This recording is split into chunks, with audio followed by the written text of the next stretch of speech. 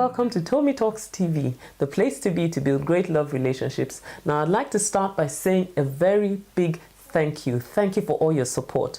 Thank you for your likes and your shares and your comments on Facebook, on Twitter, on YouTube. I really appreciate it because you're helping us spread the message further, faster. So thank you very much for that. Now, today I'd like to talk to you about something very important. I'd like to talk to you about what to avoid when you're looking for a spouse. Now, obviously, there are lots of things to avoid when you're looking for a spouse, but I'd like to zero in on one particular thing today, and that's this. You need to avoid a deficit mentality when you're looking for a spouse. Now, what do I mean by that? Now, some people, when they approach marriage from a deficit mindset. So they approach marriage from the perspective of their own neediness. So I need somebody to make me happy.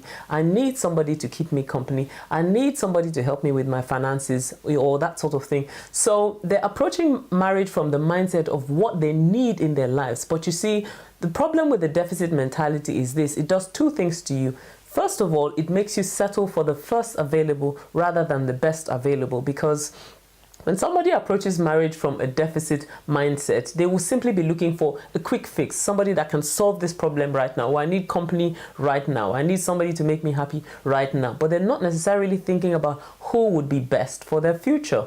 And the second thing that a deficit mentality does is that even after you do get married, it makes you put an inordinate amount of pressure on your spouse, because someone with a neediness mindset or a deficit mentality will constantly be looking to their spouse to do this or that or the other to make them happy or to make them satisfied. And the problem with that is that no human being has the capacity to meet your needs 100% of the time, because you're married to a human being. So it puts an unnecessary amount of pressure on the marriage if you're constantly looking to that person to make you happy. And the reality is this: only God has the capacity to make you happy in life. So your focus needs to be on God and not what that person can bring into your life.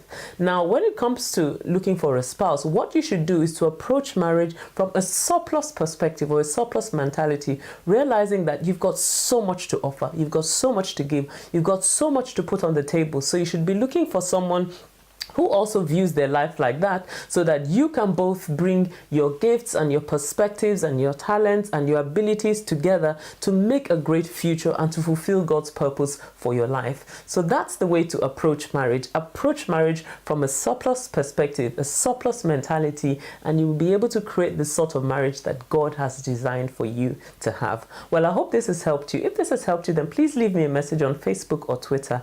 And if you've got a question that you would like me to answer, then head on over to tomitalks.com/ask and I'll answer your question next time. See you next time. Bye-bye.